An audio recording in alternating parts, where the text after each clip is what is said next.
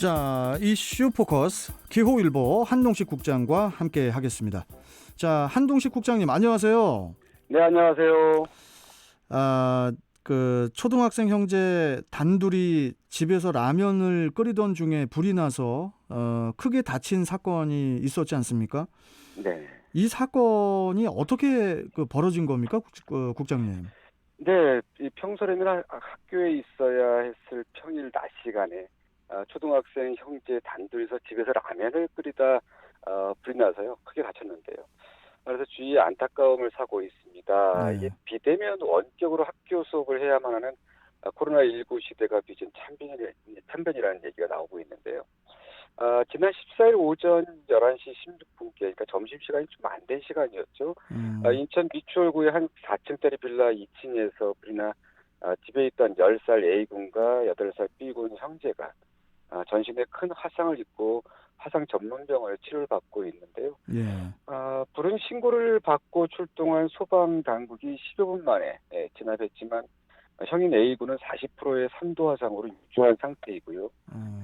동생 B군은 다소 호전된 것으로 알려지고 있는데요.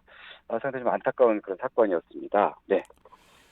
아니 코로나19 시대에 부모가 없는 사이에 학교에 가지 않는 아이들이 이렇게 덩그러니 남은 상황에서 벌어진 그런 사건이라는 점에서 이 돌봄 사각지대 문제도 좀 제기가 되고 있어요. 네, 그렇습니다. 이들 형제는 이제 코로나19로 비대면 수업이 이어지면서 어쩔 수 없이 집에 있어야만 했지만요. 이들을 돌본 이들은 아무도 없었습니다. 네. 형제는 이제 기초생활수급 가정 자녀로 이제 평소에는 학교에서 급식을 통해 끼니를 해결했다고 합니다. 하지만 코로나19 재확산으로 이 학교가 비대면 수업으로 전환하면서 일터로 나간 어머니가 없는 빈집에서 스스로 점심을 준비하려다 변을 당했는데요. 예. 이들 형제는 지난해 겨울 이곳으로 이사 왔습니다. 인근 주민들은 형제가 매일 손을 잡고 인근 초등학교로 통학했다고 기억하고 있다고 하는데요. 현재 비대면 원격 수업을 진행하는 인천 지역 초, 중, 고교는 782곳에 달합니다. 이번 사건은 코로나19가 빚은 안타까운 사건이기도 하지만요.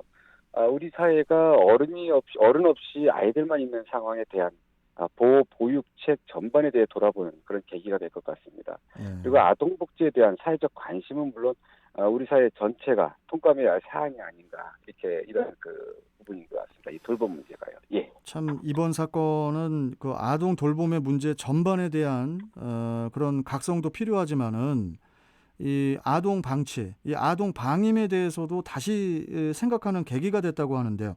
이 부분은 또 어떤 얘기입니까? 네, 형제의 어머니는 이제 지난 2018년부터 아이들을 지속적으로 방치해온 것으로 알려졌습니다. 인천시 등에 따르면요, 지난 2018년부터 올해 5월까지 형제를 돌보지 않고 방치한다는 주민 신고가 3차례나 접수됐다고 하는데요. 인천 아동보호 전문기관은 이 같은 문제를 두고서 어머니와 상담을 진행한 후 집안 내 청소 등 환경을 개선하라고 권고했다고 합니다. 예. 근데 하지만 상황은 개선되지 않았다고 하는데요. 결국 해당 아동 전문기관은 지난 5월 형제의 어머니를 방임 및 아동학대 혐의로 경찰에 수사를 의뢰했고요. 지난 5월에요? 그렇습니다. 이미 이제 지난 5월에 이런 일이 있었는데요. 예, 예. 인천 가정법원에 피해 아동 보호 명령도 청구했습니다.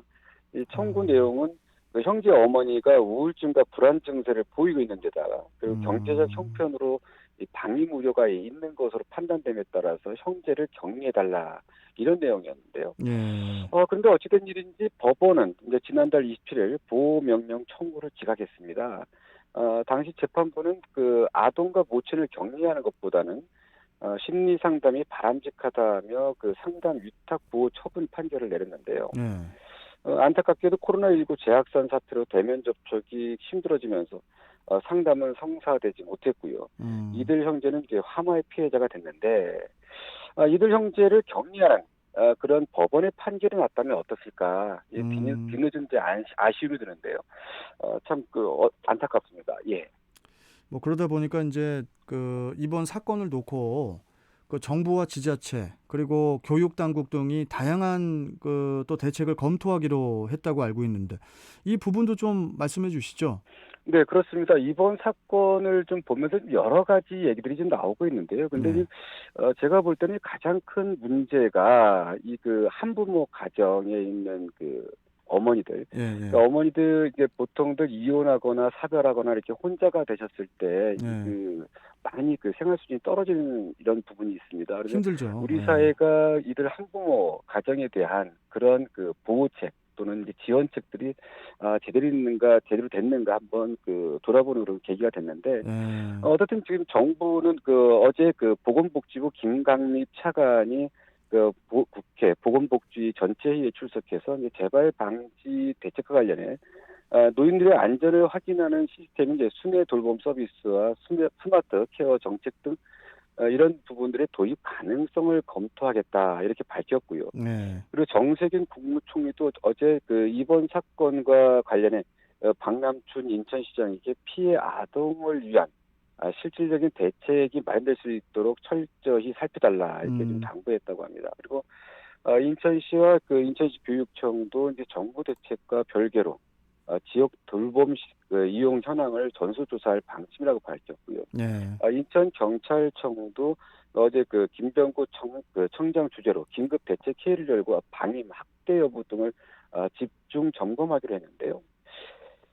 저희가 지금 이렇게 예전에 저희 잘할 때는 솔직히 이제 거의 방치되다시피 하면 자랐는데 예. 최근에 이런 이번에 이 사건을 좀 보면서 이제 예. 어머니에게만 이런 부분이 쏠릴 것이 아니라 예, 예. 좀 전에도 말씀드렸지만 사회적인 안전망 이런 부분들에 대해 좀 더 관심을 갖고 기울여야 될 것 같고요.